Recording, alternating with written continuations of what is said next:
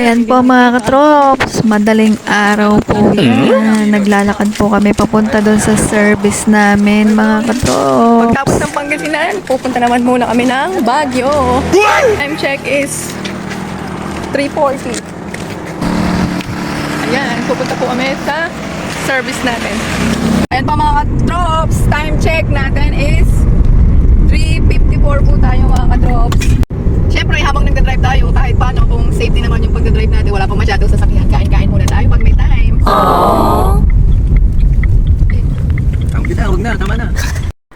At ayan na nga po mga katrops, dinaanan na rin namin sa hotel yung mga titas namin na kasama. At ayan na nga po mga katrops, tara na, larga na ulit tayo magbiyahe. Tignan nyo, ang ganda ng Christmas cake dito mga katrops, ang laki. Wow!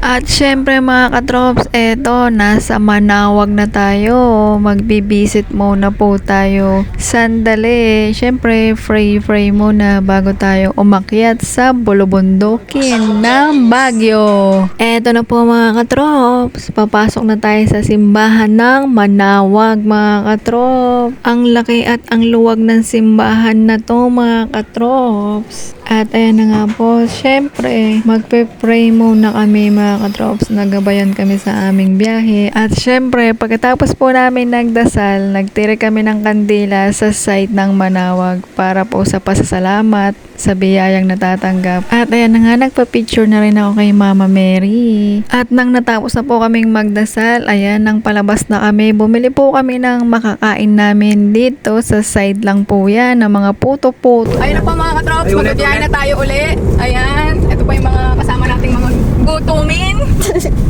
Gutom na mga alagang bulati. Kaya tara na mga katrops, let's go to the Baguio. Tingin lagi. Eto na, Posorobio na po kami. Malapit na. Ayan po mga katrops, dahil medyo madilim pa kaya hindi natin masyadong nakikita yung nasa zigzag road na po tayo. Pataas na tayo ng Baguio. Yan, madilim-dilim pa. Nakikita ko na yung signage ng Baguio.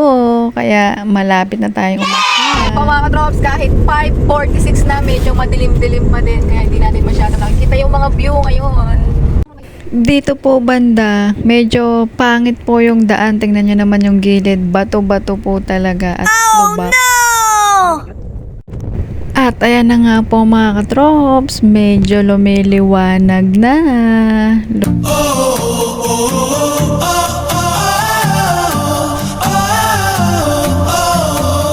Tignan nyo naman mga katrops, ayan, nasisilayan na natin si Lion. Kahit kinagawa pa siya, marami pa rin nagpapapicture sa kanya. Syempre, kami rin, papahuli ba kami? Magpapapicture din kami kahit medyo inaayos at nire-renovate pa siya dahil sa nakalipas na bagyo or nag-fade na yung iba niyang kulay kaya kailangan siyang pinturahan uli. Kaya sa lahat po ng pupunta ng Baguio, ganyan po ang itsura muna niya ngayon. At sa mga nagpapapicture, ingat-ingat po tayo dahil ginagawa at inaayos pa po si Lion. Kaya tara, larga ulit tayo para sa next destination natin mga katrops. Abangan nyo kung saan na tayo pupunta.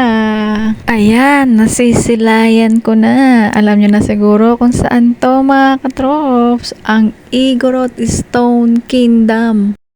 Marami pang pwedeng pagpicturan dito. May asong malaki, may kabayo, at may mga statue rin po pala dito ng malalaki. Ayan. Tapos pwede rin kayo magpa-picture dyan sa mga view dyan. Kayo nang bala kung saan nyo kumuwang spot. Ayan po mga katrops.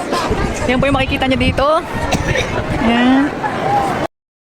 Lagi pong maraming tao dito talaga sa Igorot Stone na to. Tignan nyo naman ang mga tao para kayong nasa Squid Game. Paakyat, naglalakad. Ang bayad po pala ng adult dito is 100. Pag bata po ay 80. At ang parking fee po dito, andaan nyo na dahil 100 pesos po. Ayan po, laking liar. Laking liar pala, ba't tinawag laking liar? Ayan po, tingnan nyo naman oh. Ay, dito pala.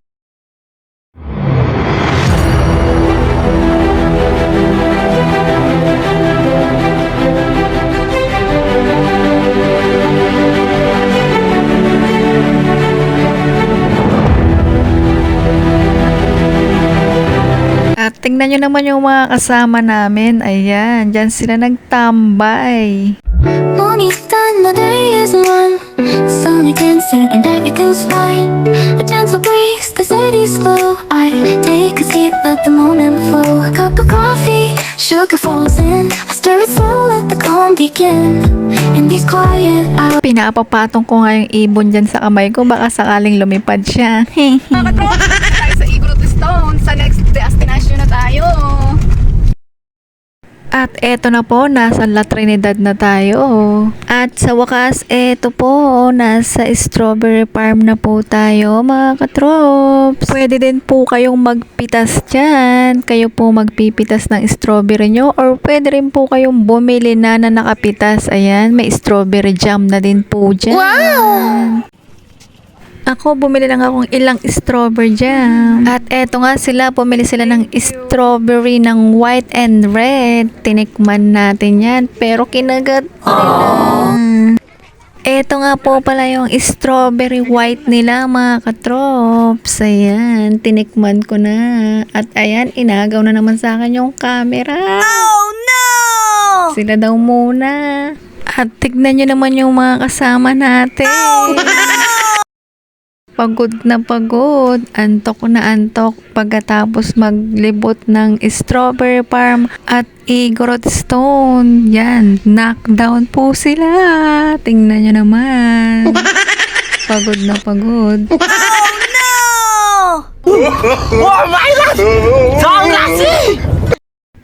Abangan nyo po ang part 2 sa next destination namin, mga katrops.